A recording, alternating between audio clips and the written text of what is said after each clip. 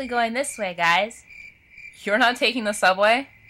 No, I've actually got to drop off some fruit from our aunt, so I'm taking the bus to her place. What? Well, it's just... Aren't you worried about the Slit-Mouthed Woman? the what? The Slit-Mouthed Woman, dummy! The phantom of a woman with revenge on her mind and scissors in her hands? Don't tell me you've never heard of her!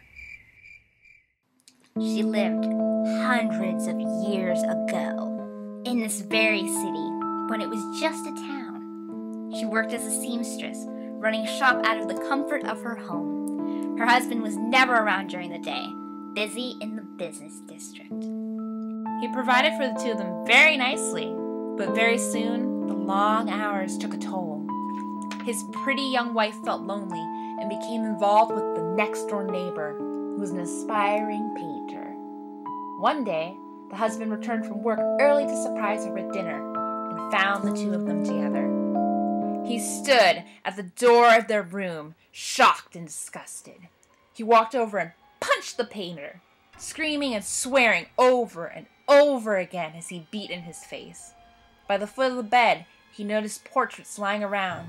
They were life drawings of his wife, carefully, patiently sketched by the painter during their time together.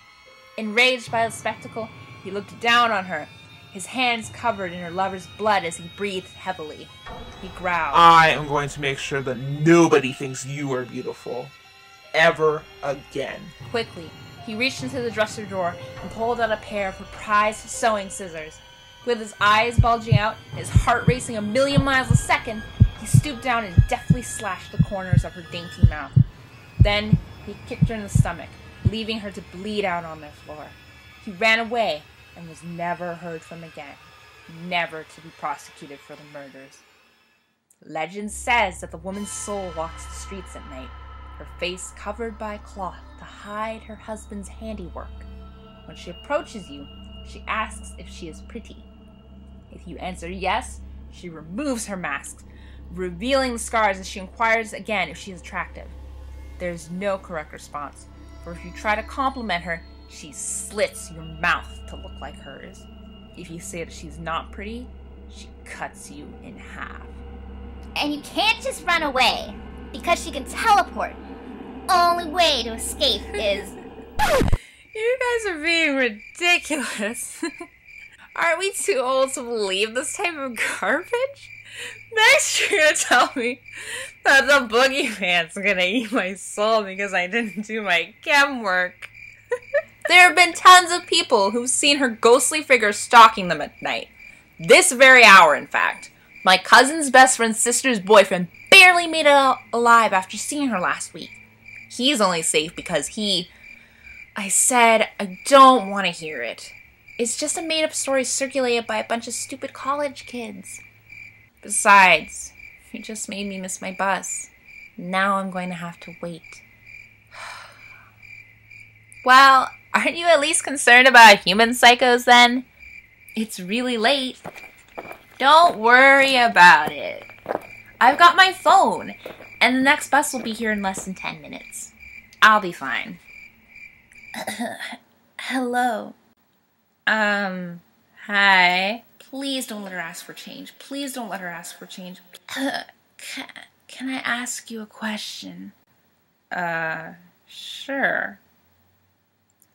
Do you think I am pretty? Excuse me? Ugh. Do you think I am pretty? Why are you asking me that? Please answer yes or no. Okay. If this is Sabrina, Vanessa, and Arcana's idea of a joke, they are so dead. I might as well play along. Yes, you are. Is that so? Even now? Holy shit! Tisk, tisk, a young lady really should abstain from cursing. Now, do you still think I am pretty? You are pretty. and I'm very sorry about what your husband did to you. It was awful. Just please let me go.